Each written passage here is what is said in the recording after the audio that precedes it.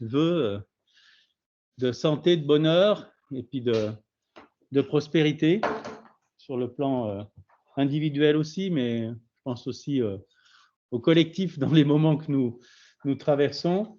Et je remercie nos interlocuteurs qui sont aussi en visio. Donc nous avons le plaisir d'être avec une demi-douzaine de représentants de la presse.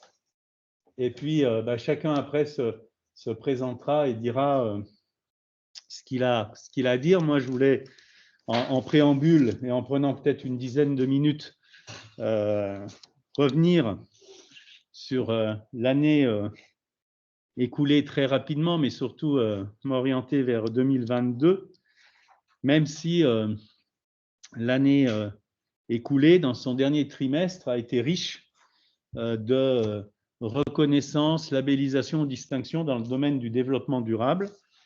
Et c'est l'occasion pour moi de remercier l'ensemble des élus du conseil municipal, notamment ceux aussi qui ont en charge ce domaine de compétences, de remercier Anthony Perrin qui est à mes côtés, chargé de mission environnement développement durable, et puis les partenaires que nous avons dans ces différentes reconnaissances. Alors ça a commencé à la rentrée où la mode Servolex a été, je crois, dans un support qui doit s'appeler Femmes Actuelles, reconnue comme 9e ville marchable sur 200 qui a été testée en France, avec des A et des B, voilà, et donc pour tout ce qui touche à la sécurité des piétons, au confort des piétons et au cheminement.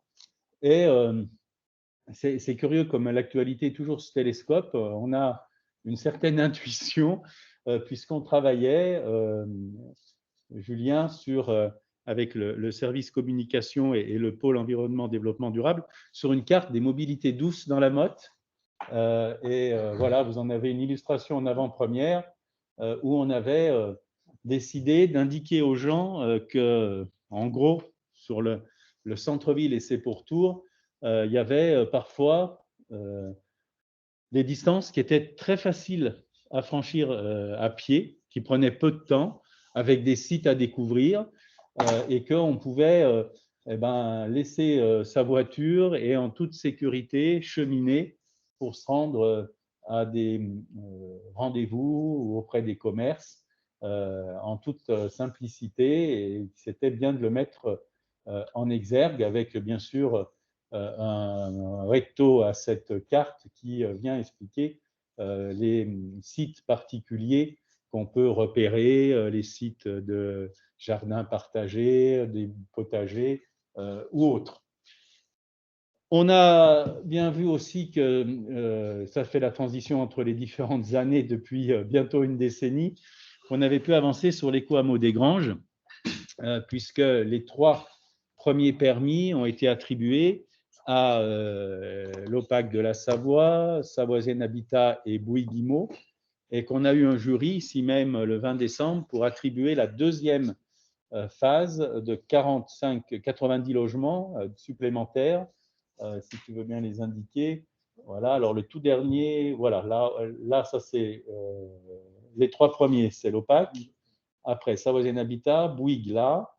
Il y a les 45 après là qui sont à nouveau à l'OPAC de la Savoie, et c'est les 45 du haut, si tu remontes là vers le haut, plus haut, les 3, voilà, qui vont être attribués. On a eu un premier jury le 20 décembre et on aura le deuxième à la fin février pour déterminer. On en avait 4 et on va être en finale avec 2 promoteurs.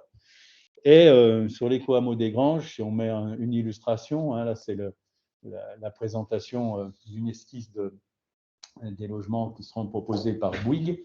On a été aussi repéré dans le cadre de la capitale pour la biodiversité française pour ce qu'on a pu faire au niveau de la zone humide, de la réalimentation et de la renaturation de ce secteur, si tu passes celui d'après. Voilà, avec sera le site. Et la transition aussi est trouvée entre ce site qui prête à Le diaporama ne défile pas. Le diaporama ne défile pas.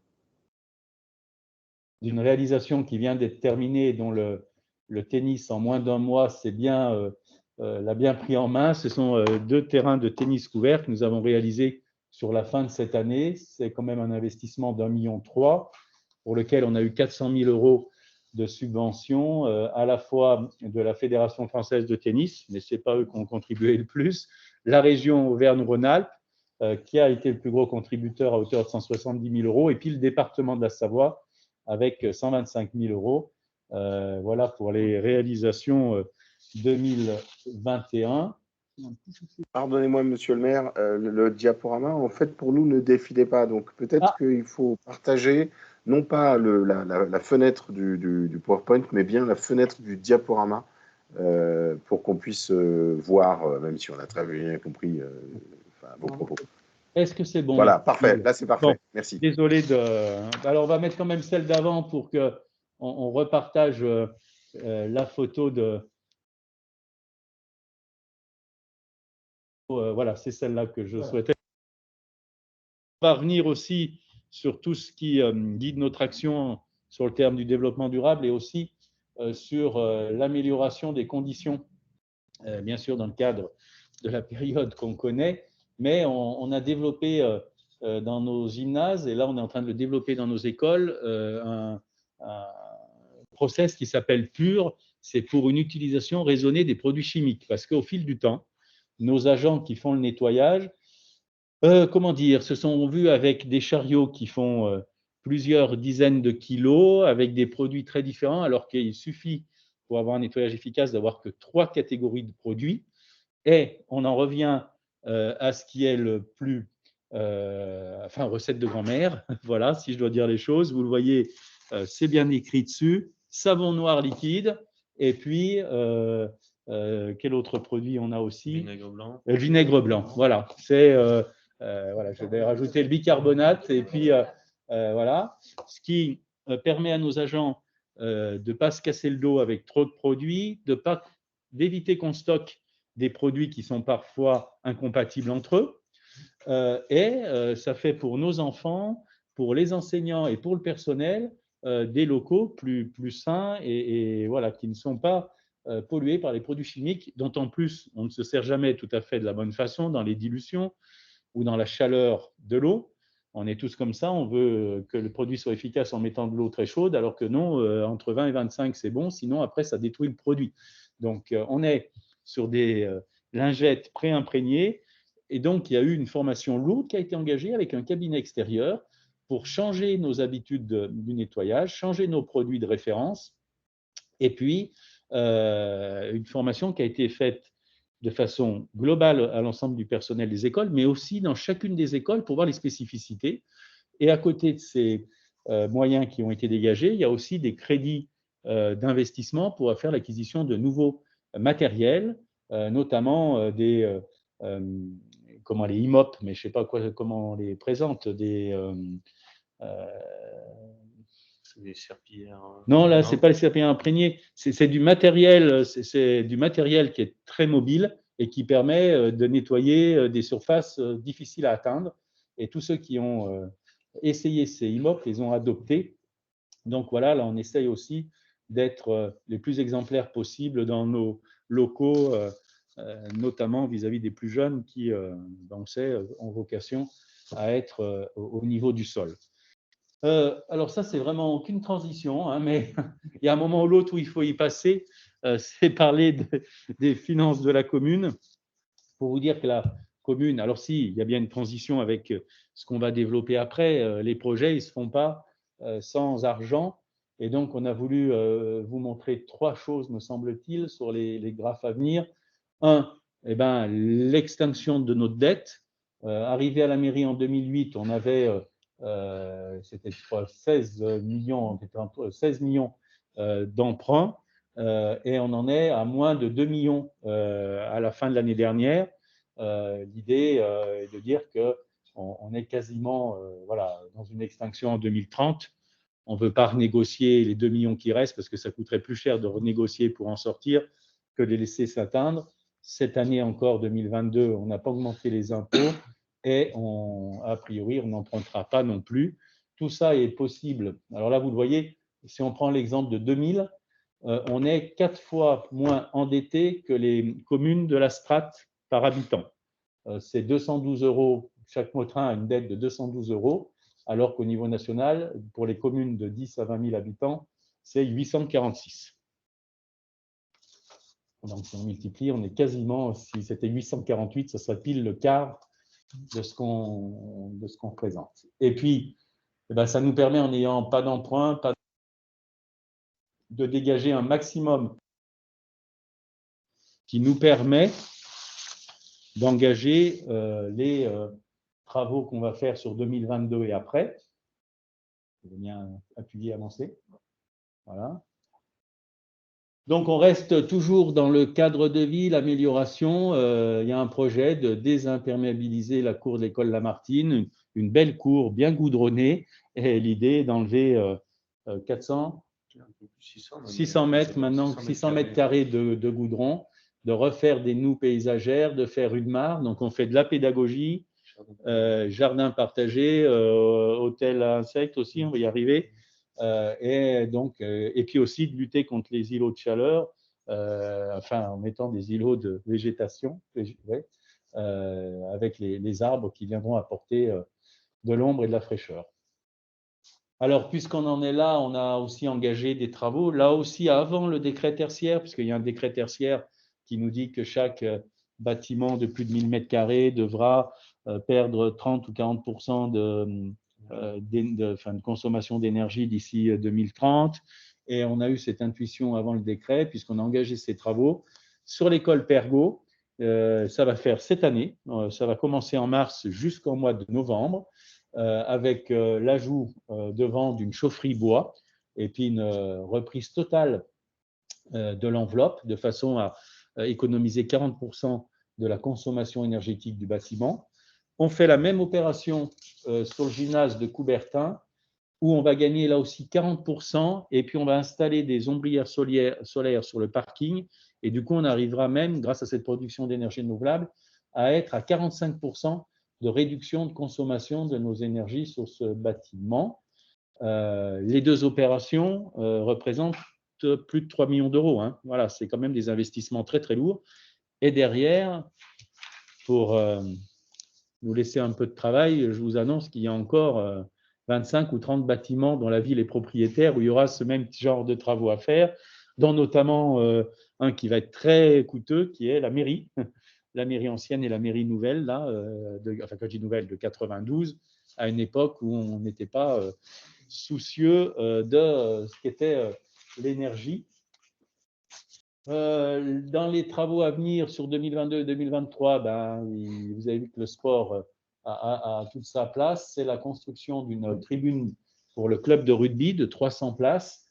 Alors, tribune en bois, récupération d'eau pluviale et installation solaire en toiture. On essaye à chaque fois, bien sûr, de rénover nos bâtiments anciens, mais quand on en fait des nouveaux, qu'ils soient les plus vertueux possibles, utiles, bien sûr, au club, mais aussi vertueux pour notre développement.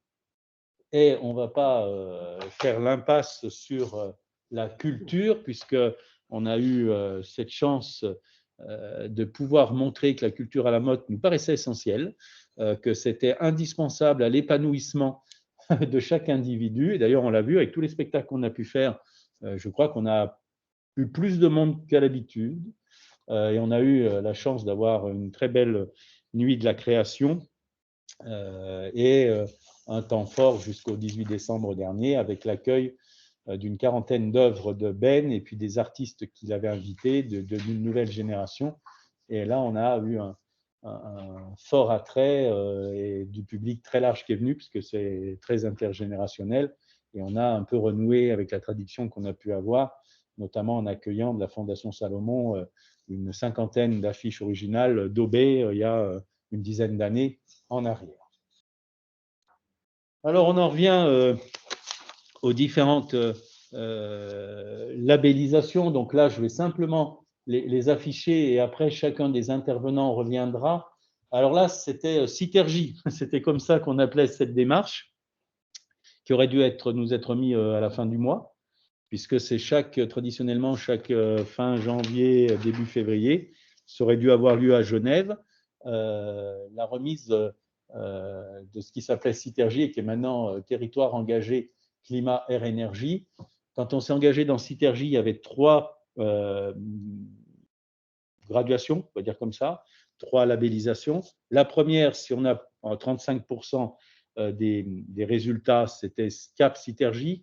Si on a plus de 50, c'était Citergy. Puis après, il y a 5 agglomérations en France qui ont le Gold, au-dessus de 75. Et nous, on avait postulé pour être au premier grade qui était Cap Citergy. Et on a d'ores et déjà le deuxième qui s'appelait Citergy. Donc là, ça se traduit par 3 des 5 étoiles possibles. Je te laisse dérouler. Après, il y a le territoire engagé pour la nature, mais là aussi, on a un intervenant qui viendra nous dire pourquoi la commune a pu, en ayant délibéré et donné un dossier, être labellisé sous cette appellation. Et puis, pour illustrer la dernière des diapos, voilà le trophée que Gilles nous a pu nous faire passer par le biais de la communication, je crois. Hein, qui c'est qui l'avait récupéré? On l'a reçu en colis. On l'a reçu en colis. Donc voilà. Ouais, je voulais envoyer par la poste pour être sûr qu'il arrive. Il est bien arrivé, à réceptionner. Et là, je le montre en fait à un ancien adjoint aux affaires sociales qui voilà, était de passage pour souhaiter ses vœux. Donc, j'ai eu l'occasion de lui présenter. Voilà. Et puis, on a voilà, une vue aérienne de la commune pour montrer cet équilibre entre l'agriculture, la forêt et puis le logement et au nord de la commune, notamment l'économie avec Savoie Technolac. Et puis une nouvelle fois, pour vous remercier, vous les représentants de la presse d'être là ce soir. On aurait dû être dans d'autres circonstances avec 350 ou 400 motrins à la salle des Pervenches en mettant à l'honneur des habitants, particulièrement méritants dans le cadre des associations. Mais comme tout ça a connu une drôle de parenthèse, eh ben, on s'était dit que ce soir, on allait parler de la motte. Bien sûr, le maire s'y est autorisé à en parler, mais qu'on voulait surtout faire parler nos partenaires qui, au cours du dernier trimestre, nous ont accompagnés et pour lesquels ils ont bien voulu avoir un regard bienveillant. Et c'est maintenant à vous, si vous le voulez bien, messieurs, dans l'ordre que vous le souhaiterez, de nous dire par rapport aux labellisations que vous nous avez attribuées. Et puis après, pour qu'on puisse avoir un temps d'échange avec nos représentants de la presse. Si on en est d'accord, Gilles, on fait comme ça? Oui, parfait. Et du coup, on va donner la parole à Arnaud Chartrain, qui est chef du service départemental de l'Office français de la biodiversité, qui est l'agence de l'État en charge de ce sujet, pour qu'il nous en dise plus sur ce sujet, biodiversité, et pourquoi c'est important, en Savoie notamment, et que fait l'OFB. Arnaud? Voilà, bonjour à tous, meilleurs vœux. Merci de nous accueillir à cette cérémonie des vœux virtuelle, mais voilà, enfin, en tout cas pas en présentiel. Donc oui, quelques mots pour présenter l'OFB, l'Office français de la biodiversité, établissement public créé en 2020, né du rapprochement des ex-agences françaises de la biodiversité et de l'Office national de la chasse et de la faune sauvage. Notre établissement est chargé de différentes missions. D'abord, le suivi de la faune sauvage et de ses habitats. Dans d'autres départements, ça peut être des suivis sur les grands prédateurs, sur les galliformes de montagne, sur le bouquetin, sur le gypaète, etc., des espèces à fort enjeu, mais aussi des suivis dans les rivières, par des pêches électriques pour faire des inventaires piscicoles. Une deuxième mission importante de l'établissement, c'est le respect des réglementations environnementales. On est chargé de la police de l'environnement, que ce soit pour la police de l'eau, avec dans le département un gros travail sur les pollutions, les atteintes aux zones humides, l'hydroélectricité, avec des grosses productions pour l'hydroélectricité, mais aussi les prélèvements d'eau dans les stations, etc. Un aspect faune sauvage, on est chargé de faire respecter la réglementation liée à la chasse, à la pêche, au trafic d'espèces protégées, à travailler aussi sur les espèces protégées telles que les grands prédateurs, par exemple, le loup notamment, le lynx également, qui est présent dans notre département. Des enjeux assez importants sur ces espèces. Un travail aussi sur toutes les activités humaines de loisirs, telles que la circulation dans les espaces naturels, que ce soit avec des motoneiges l'hiver ou avec des motos l'été, où ça peut générer des dégradations. Tout ce qui est surveillance des espaces protégés, tels que les nombreux arrêtés de biotopes, les réserves naturelles. Donc voilà, une activité qui est assez variée. L'OFB, par ses services territoriaux, est représenté par une direction régionale et dans chaque département par un service départemental. Donc, en Savoie, le service est composé d'une petite vingtaine d'agents qui sont basés en partie à Éton, où il y a le siège du service, à l'entrée de la Maurienne. Et puis, on a également la chance d'avoir un bureau à la mode Servolex, justement.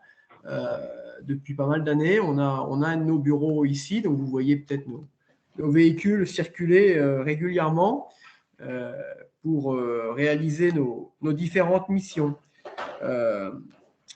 La troisième grande mission de l'OFB, c'est l'appui aux acteurs et la mobilisation citoyenne pour inciter à des actions favorables à l'environnement. C'est un peu pour ça qu'on est là ce soir. Il y a quelques missions telles que les ABC de la biodiversité, la démarche territoire engagée pour la nature, et puis il a été évoqué dans le diaporama aussi les capitales françaises de la biodiversité. Donc l'établissement œuvre pour développer ces actions, mais sur cet aspect-là, je vais laisser Gilles et Martin développer les actions plus concrètement. Merci. Merci Martin. Est-ce que tu veux bien nous parler justement de la reconnaissance territoire engagé pour la nature? Bien sûr, avec plaisir.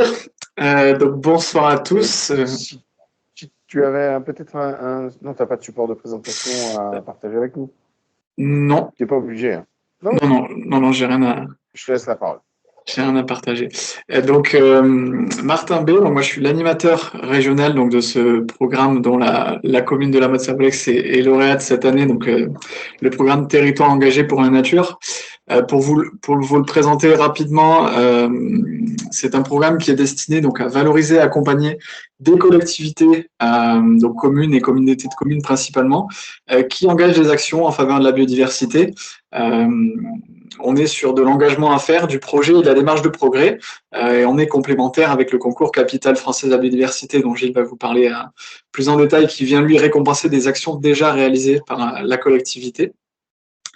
Donc ce programme Territoire engagé pour la nature, il est déployé nationalement, mais vraiment adapté dans chaque région avec un collectif régional dont l'OFB est le représentant ce soir. Mais on a aussi l'ADREAL, le conseil régional et les agences de l'eau du territoire qui pilotent ce dispositif et qui constituent notamment le jury de reconnaissance.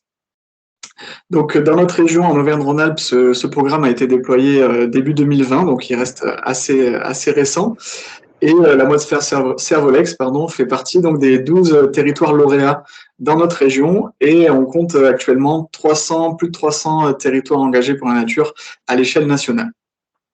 Voilà un peu pour vous présenter le cadre. Et donc, comme je le disais, cette reconnaissance, elle vient vraiment entériner et reconnaître. Et on va valoriser les engagements de la collectivité, les projets qu'elle va mettre en œuvre et qu'elle continue de mettre en œuvre sur le territoire.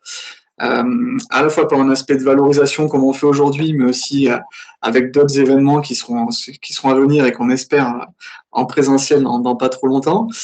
Et on a aussi un volet d'accompagnement technique, donc c'est aussi mon volet d'animateur régional, d'être au contact des collectivités qui sont engagées dans le programme. Donc on a eu déjà un échange avec Anthony Perrin à ce sujet pour vraiment récolter l'état d'avancement de votre projet, récolter vos besoins et essayer d'y répondre au mieux.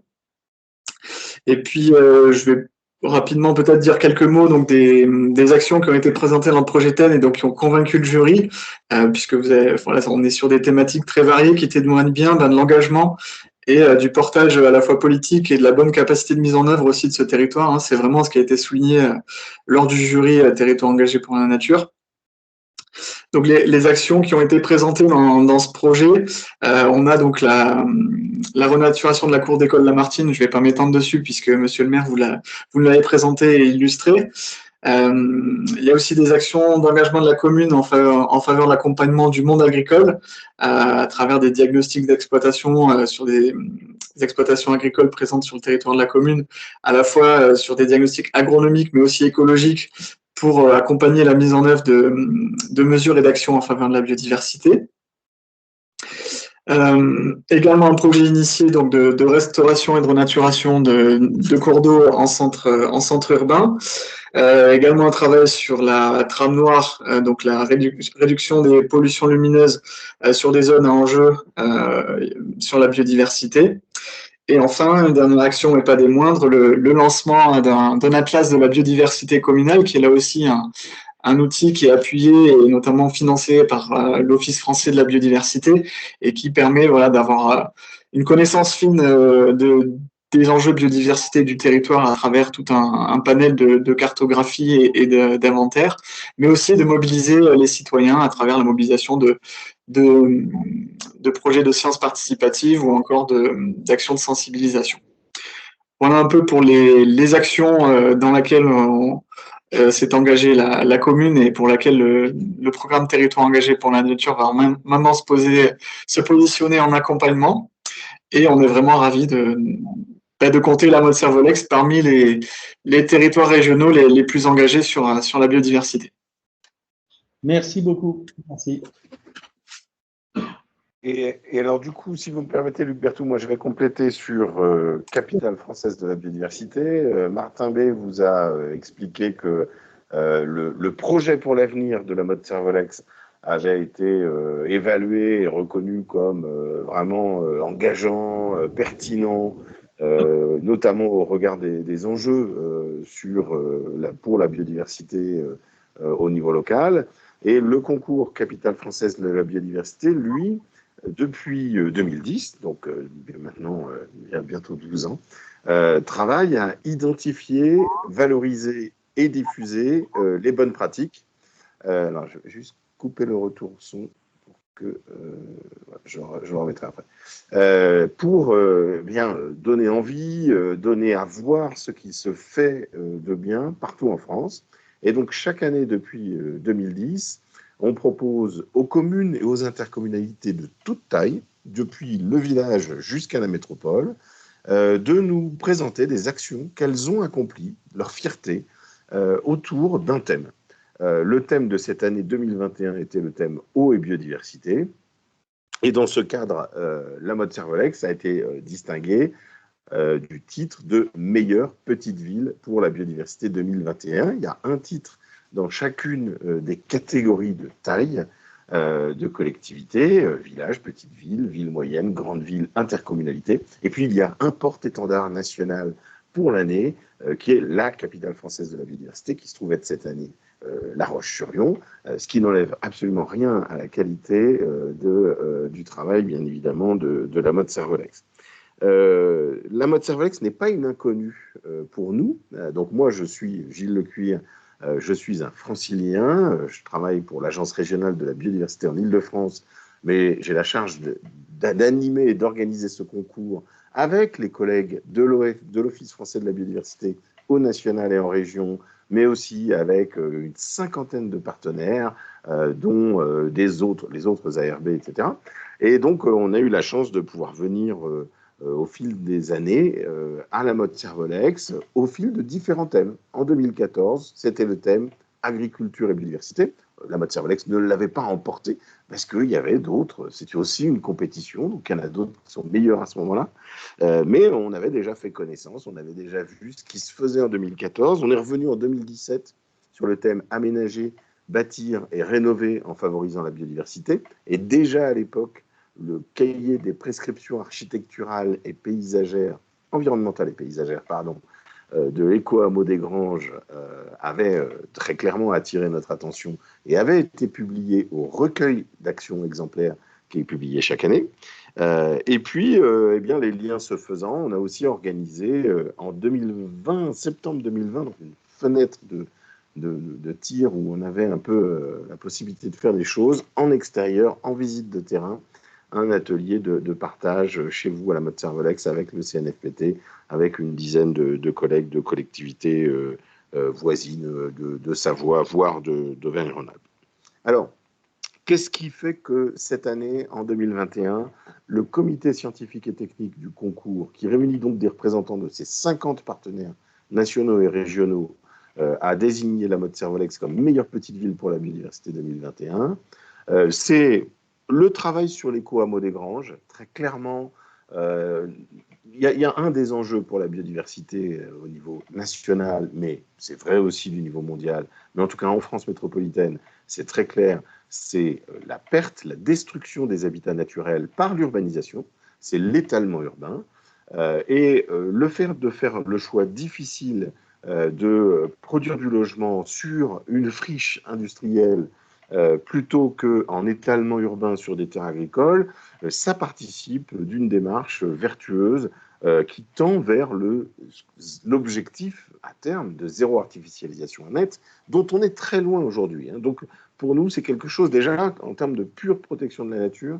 qui est très souligné. Et puis dans la conception même de cet écoquartier, en tout cas qui est engagé dans la labellisation nationale écoquartier, c'est de faire une très grande place à l'eau. D'une part à l'eau de pluie courante pour déconnecter les eaux de pluie des eaux d'assainissement, pour éviter de surcharger les stations d'épuration lors des épisodes de grosses pluies, d'orages, etc., ce qui peut provoquer des pollutions du milieu aquatique, mais aussi avec une prise en compte de l'existant, les multiplicités des sources, pour concevoir eh bien, un parc pour cette résidence, pour ce quartier dans lequel mare, eau est présente et apporte une valeur paysagère et d'usage. Et puis, bien évidemment, le travail très fin de diagnostic écologique, au-delà même du périmètre qui est destiné à être aménagé, qui est en cours d'aménagement, avec le travail de préservation, mais aussi de reconstitution de l'alimentation en eau de la zone humide qui se trouve au sud, avec des partenaires extrêmement solides. Ensuite, la deuxième action, eh bien, c'est une action qui n'est pas portée directement par la commune. Et ça, c'est un élément important que je voulais vous expliquer, c'est que pour nous, une commune, elle travaille pas toute seule. Et voilà, évidemment, vous tous, adjoints au maire, conseillers municipaux, maires, vous le savez, c'est avec les acteurs locaux, avec les autres niveaux d'organisation que vous arrivez à mener vos projets. Et là, c'est vraiment le travail sur la laisse avec le CISALB qui a vraiment séduit parce que on considère que c'est un travail exceptionnel. Pendant des décennies au XXe siècle, on a endigué nos rivières et on a accéléré le flux de l'eau lors des crues pour que vite, l'eau s'évacue le plus vite possible. Aujourd'hui, même si bien sûr on doit protéger les zones qui sont construites en maintenant et en entretenant les digues existantes, le travail qui a été fait sur notamment la mode Cervolex de redonner à la laisse des zones humides, des zones d'expansion des crues, mais aussi d'aménager son cours même pour avoir des zones d'atterrissement. Tout ça va être extrêmement favorable à la faune et à la flore aquatique. Et on est vraiment dans un très bon exemple de travail de restauration des milieux aquatiques. Dernier point, c'est le plan biodiversité en ville, alors qui est peut-être moins directement lié au thème eau et biodiversité, mais vous allez voir qu'il y a un certain nombre de liens de toute façon.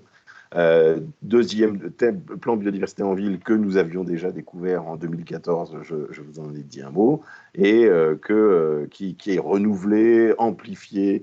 Et là, il y a vraiment énormément de choses qui se font. Et pour nous, à l'échelle d'une ville d'une dizaine de milliers d'habitants, vous êtes vraiment, on a besoin de vous comme exemple pour à la fois inspirer d'autres villes de cette taille qui pourraient finalement ne pas avoir, ne pas comprendre que ça peut être un enjeu, ne pas savoir comment faire, mais aussi les rassurer sur la faisabilité. Parce que vous avez un plan extrêmement concret, avec des plantations de haies vives, donc des petits des arbustes, voire des arbres jusqu'à 5 mètres, fruitiers ou non. Et là, pour l'avoir vu depuis 2014, on voit une transformation du paysage urbain, que ce soit entre un parking et une voie de circulation, le long d'un ruisseau pour lui rapporter de l'ombre, pour que la fraîcheur de l'eau soit préservée, ce qui est important là aussi pour les poissons qui y vivent, le long d'une voirie proche d'une prairie, dans un parc municipal où il y a de la place en herbé et où on peut avoir des buissons qui vont être extrêmement importants pour les oiseaux notamment, mais tout un cortège finalement d'insectes, voire de champignons. Alors, je n'ai pas révisé pour voir si dans l'Atlas de la biodiversité communale, il y a des éléments sur les champignons, sur la fonge. Mais en tout cas, je sais aussi que jusque dans la forêt communale, la préservation et la création d'îlots de sénescence, c'est-à-dire des endroits où on dit, bien, dans cette zone-là, on ne va pas exploiter le bois, on va laisser la forêt vieillir pour avoir des vieux arbres, des arbres morts au sol, qui justement vont être dégradés par des insectes xylophages qui mangent le bois ou qui font leur cycle de vie, ou toute une partie de leur cycle de vie dans le bois mort, des mousses, des champignons, toute une très très grande variété d'organismes vivants. Et donc de garder dans une forêt des zones comme ça de réserve que l'on n'exploite pas, c'est aussi la garantie que pour cette forêt, y compris la partie qui est exploitée, qui produit du bois, la biodiversité soit riche. Et quand on voit les ravages que font, par exemple, certains insectes ou effets du changement climatique dans des forêts de monoculture, eh bien le pari de faire des zones où on n'exploite pas volontairement, ça nous semble pour nous, au-delà de l'intérêt pour la faune et la flore, un pari intéressant, y compris pour l'adaptation de nos forêts aux évolutions dans l'avenir. Alors, je vais pas aller plus loin, mais il y a des choses qui sont quand même très fines et qu'on voit assez rarement.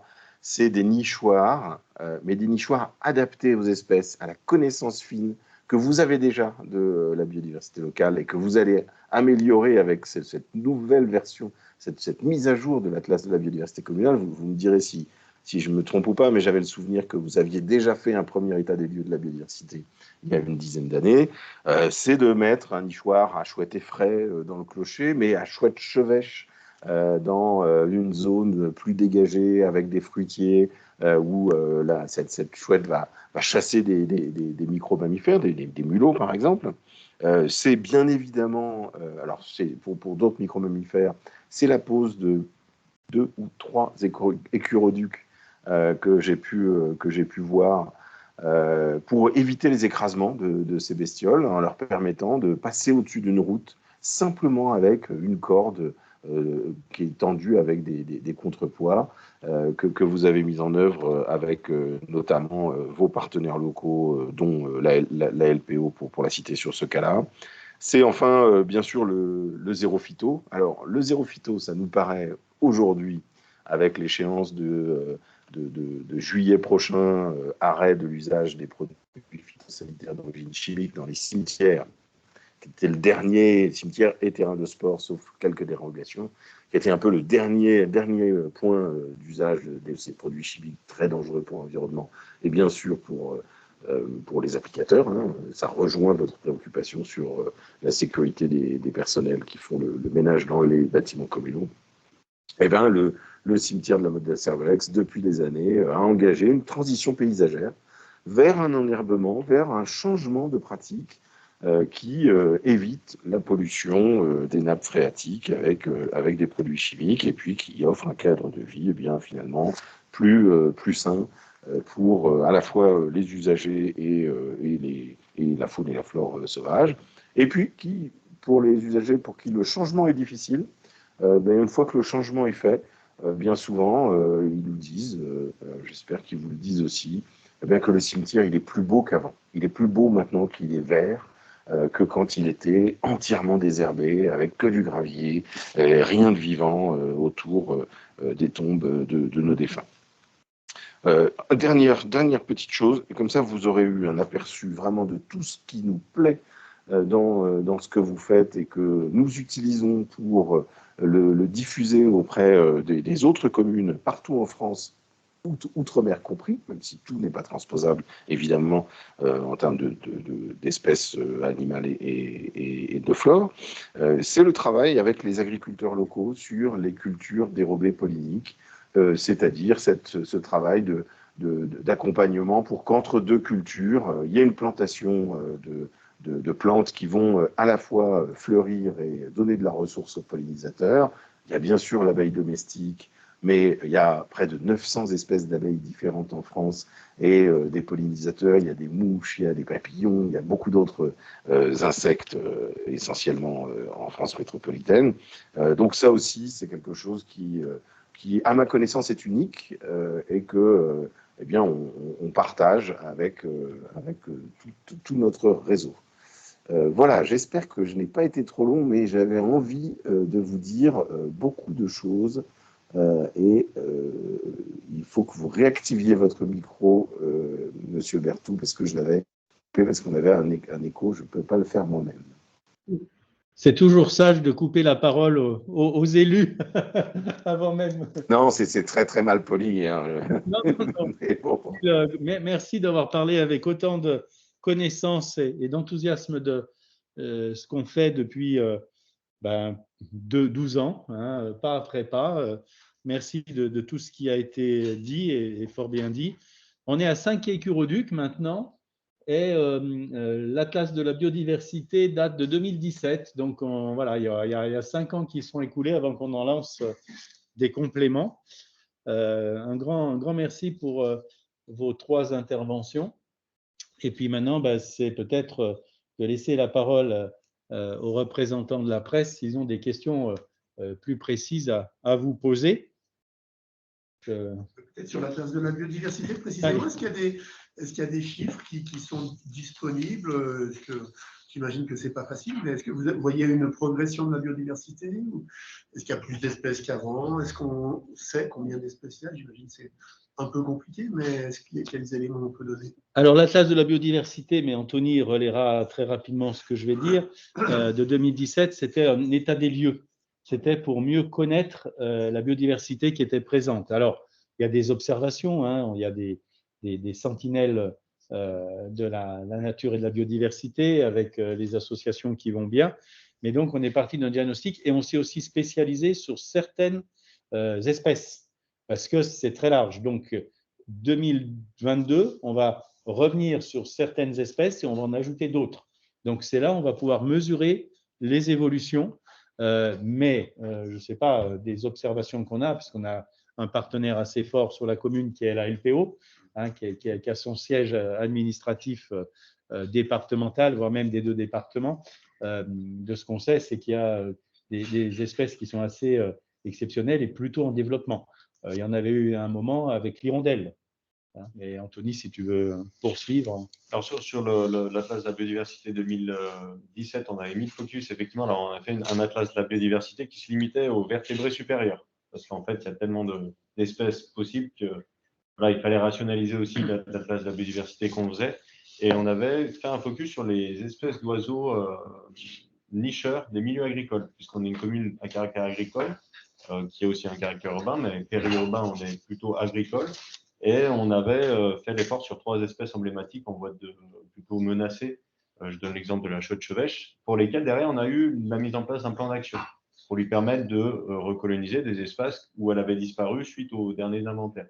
Donc là, les retours de la LPO, pour l'instant, les nichoirs qu'on a mis, par exemple pour la chaude chevêche, ne sont pas occupés, mais ça fait 2 ans qu'ils sont mis. Après, il faut laisser le temps à la nature de revenir et de recoloniser. En tout cas, les conditions de nidification par la limitation des pesticides, la plantation de haies vives en bordure de champs, limitant les nuisances de la voirie et la pose de nichoirs permettra probablement à la chevêche de revenir. Après, sur des analyses d'évolution de la biodiversité, le plan d'action biodiversité en ville a commencé il y a 5 ans. Ce n'est pas des pas de temps sur lesquels on peut déjà constater des effets, sachant que c'est des mesures qui poussent, qui grandissent. Hein. Les haies vives qu'on plante, on les a plantées toutes petites. Elles prennent une certaine ampleur, mais voilà, il faudra être patient. Et en tout cas, on espère que l'Atlas de la biodiversité 2022 nous permettra de voir déjà les premiers effets de nos actions. Voilà. Mais Gilles l'a fort justement noté. Déjà, c'est vrai qu'il n'y a que 5 ans de recul sur le plan d'action biodiversité qui faisait que démarrer, mais en termes paysagers, ça a déjà changé la donne. Les premières centaines de mètres ont été mis, maintenant on en est quoi, 6 km. On voit ça a vraiment modifié, fait des passerelles, pris sa place. Voilà, non, ça. 6 km de haies. Oui, 6 km.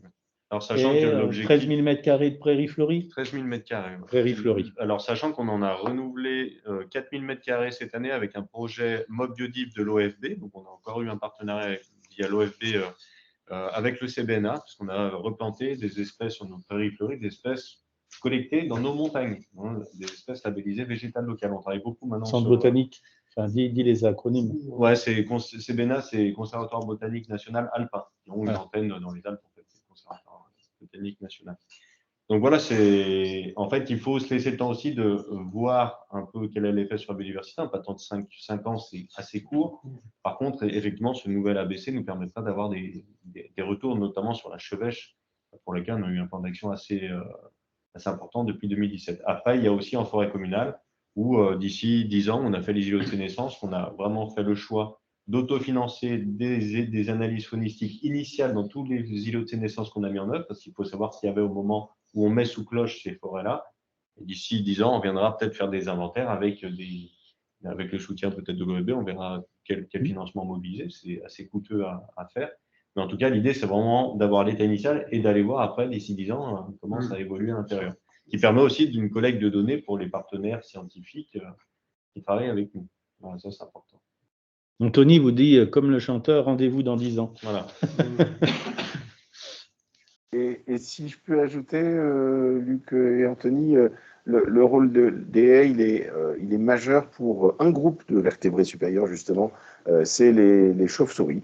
Et là, on sait que de toute façon, on a un effet bénéfique parce que les chauves-souris suivent, en fait, les haies, elles suivent les haies pour se déplacer. On sait que ça va être vraiment important. Et du coup, moi, j'avais une question sur l'Atlas de la biodiversité 2022. Du coup, est-ce que vous allez vous intéresser aux invertébrés, tout particulièrement les insectes, qui sont mon secteur de prédilection? Alors, on va travailler avec Arthropologia et la LPO sur certains taxons un peu des espèces parapluies hein, qui sont vraiment sensibles aux pesticides et à tout ce qu'on peut avoir en atteinte sur l'environnement, notamment les papillons diurnes, les rhopalocères. On va travailler aussi sur certains carabidés, hein, des espèces qui sont un peu emblématiques des gros arbres et des arbres sénescents. Voilà, je n'ai pas la liste complète en tête, mais on a déjà les carabidés et les rhopalocères, donc les papillons de jour qui sont, comme on le sait, des espèces qui, comme on le constatait depuis plusieurs années, disparaissent de nos prairies à cause des tontes trop intensives, l'utilisation des pesticides. Les papillons de jour, on en voit de moins en moins. Et on en voit pas mal sur nos prairies fleuries quand même. Et ça montre que là, l'impact sur la biodiversité, il est quand même assez bon. Et ça montre aussi la résilience de la nature par rapport aux perturbations environnementales. Voilà. Alors, l'image de Gilles est figée, donc on ne sait pas si ça lui convient ou pas. Je ne sais pas si on l'a encore. Si, non, j'ai tout à fait entendu, je suis désolé, je pense que ma bande passante est un peu limitée, mais vous m'entendez correctement? Oui, très bien. Voilà. On a aussi des inventaires invertébrés, les crevusses à pied blanc, qui est emblématique de nos cours d'eau, pour lesquels on avait des inventaires historiques de la Fédération de pêche de 2005. Donc, l'idée, c'est de voir,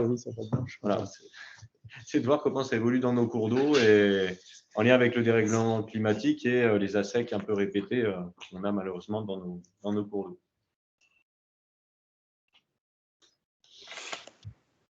Est-ce que c'est clair pour vous, mesdames et messieurs? C'est bon comme ça? Encore un grand merci à vous trois. Gilles, je voulais dire aussi que j'avais été très touché de la façon dont le 6 décembre, hein, quand il y a eu cette visio pour la remise virtuelle des 7 communes des 7 collectivités qui sont lauréates, au niveau national. En conclusion, vous avez dit, mais l'éco-hameau, ça fait 10 ans qu'on travaille dessus, effectivement, et requalifier une friche industrielle, restaurer une zone humide qui était en train de péricliter, dans lesquelles il y a une des 2 ou 3 plus belles zones de tuf au niveau européen, d'aller urbaniser tout en respectant la biodiversité, ne pas prendre du terrain à l'agriculture. Vous avez dit, mais vraiment, vous avez été en anticipation. Et moi, ça m'a fait en écho, où quand on a fait le démarrage du dossier en 2009-2010, c'est les 4 principes qu'on a posés pour dire voilà pourquoi on va urbaniser dans l'éco-hameau des Granges, un site un peu improbable, mais parce qu'on ne prend pas du terrain à l'agriculture, parce qu'on va restaurer une zone humide, parce qu'on va permettre à la biodiversité, et au final, on permettra aussi à l'homme de venir, mais le bâti et l'homme ne sera qu'une conclusion-conséquence, et que c'est tout le reste, le parc naturel qui existe, qui va être sanctuarisé, cette zone humide qu'on veut faire refonctionner, et voilà, et qu'on urbanisait de façon intelligente et qu'on redonnait toute sa place à la nature. Et j'ai dit, Gilles a conclu ce par quoi j'aurais dû commencer et que j'ai oublié au fil du temps, et c'est ce qu'on a développé il y a une décennie en arrière. Donc, merci d'avoir synthétisé mon intervention avec Anthony l'autre jour, parce que c'était vraiment ce qui avait motivé notre ambition d'aller urbaniser dans ce secteur. Merci à vous, parce que ça veut dire que vous avez été cohérent avec vous-même, puisque moi je ne connaissais pas cette histoire jusque-là. Donc c'est juste le regard extérieur que nous on peut porter sur votre projet. Et je suis bien ravi qu'il aboutisse, et on ne manquera pas de revenir à notre Cervelex avec des élus et des professionnels d'Auvergne-Rhône-Alpes, avec Martin B. Et Arnaud Chartrain pour des Savoyards, mais aussi, je pense que ce que vous faites peut inspirer des collègues qui viennent d'autres régions. Donc, c'est aussi ça qui compte, c'est de faire vivre le réseau des villes qui agissent et qui donnent envie, qui rassurent sur la faisabilité. Et je crois qu'on est en plus dans un moment où les populations partout en France demandent cette conciliation des différents enjeux, nature, emploi, logement, et demandent à ce qu'on ne fasse plus le choix de l'un au détriment de l'autre. Donc, écoutez, merci pour nous offrir ces exemples qui nous servent pour convaincre ailleurs. Et fort de ce que vous avez dit, je vous annonce en avant-première qu'au printemps, on va dire comme ça, on va éditer un livre d'une 40aine de pages que, sous forme très schématique, j'ai dit ça pourrait être le DD de A à Z à LMS, donc le développement durable de A à Z à la mode Cervelex, où dans ces 40 pages, on va reprendre tout ce qu'on a fait depuis plus de 12 ans, parce que je pense qu'en termes de pédagogie de communication, il y a toujours à faire pour montrer ce qu'on a pu faire, mais avec de façon humble, mais dire aux gens, voilà ce qu'on peut faire d'une commune, une petite commune, qui travaille avec peut-être ténacité, avec une volonté politique, avec, comme je l'ai dit, des techniciens très disponibles et compétents, puis avec des partenaires comme vous l'êtes, et qui nous amènent à nous dépasser, de façon à faire connaître un peu plus ce qu'on a fait. Et bien sûr, dedans, votre regard sera aussi le bienvenu, vos expressions pour nous aider à finaliser ce document qui aura une vocation pédagogique assez large vis-à-vis de nos populations, mais vis-à-vis aussi de nos partenaires. Mais quand on a un œil extérieur, c'est toujours bien, c'est avec beaucoup de fierté qu'on peut prendre les choses, mais nous, c'est surtout, je vous le redis, un encouragement à continuer à faire encore plus et mieux avec et grâce à vous. Merci beaucoup et très très bonne année. Ah, une photo, une photo exactement. Pardon. J'aurais bien fait avec Gilles Le Cuir et puis peut-être vous deux et le prix. D'accord. Et puis nos autres intervenants, s'ils veulent se reconnecter, voilà. Et puis il nous manque Martin, peut-être aussi, voilà. Ben, allez, alors, je ne vois pas. Non, mais... Oui. Non, mais c'était, voilà, j'y vais avec le diplôme.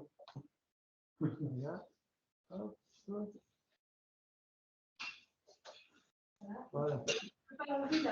Non. Et ça, participant. Voilà. Ah, Voilà, parfait. Ah, bah, Si vous les éloignez assez, peut-être qu'on peut enlever une marque. ah, oui, bah oui, là, oui, le temps de la photo, oui. Voilà. Tu as raison. C'est quand même plus joli.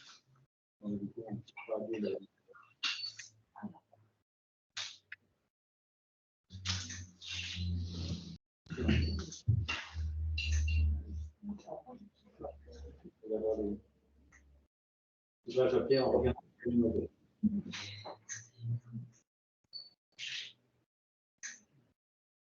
Parce que du coup, on ne voit pas les visages du tout. Faut qu'on bouge. Faut qu'on bouge si on veut peut-être changer et apparaître sur l'écran, peut-être. C'est qu'on est trop grand, trop petit, faut qu'on sur une chaise, faut qu'on soit sur un pied. Ah oui.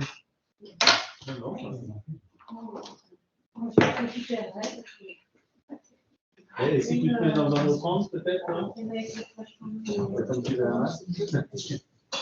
C'est bon, on verra. Parce que là, ça va prendre le mix en plus. C'est-à-dire que vous êtes vraiment très smooth.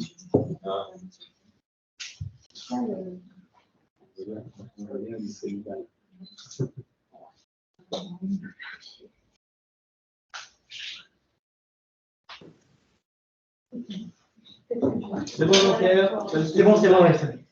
Merci. C'est dans la boîte? C'est gentil. Encore un grand merci et quoi qu'il en soit, à bientôt pour certains là, en Savoie, mais je crois que c'est fait et puis à la mode Servolex. Ouais, et puis bravo pour cette adaptation, quoi. Formidable adaptation aux conditions, quoi. Ben, voilà. Merci beaucoup. C'est une des leçons. Il faut être en permanence dans la réactivité, l'improvisation construite quand même. Merci beaucoup. Bonne À soirée. bientôt. Merci à vous, à bientôt. Bonnes pour ceux qui le sont et bon courage pour les autres. Merci encore. Merci. Au revoir. Au revoir, bonne soirée. Merci.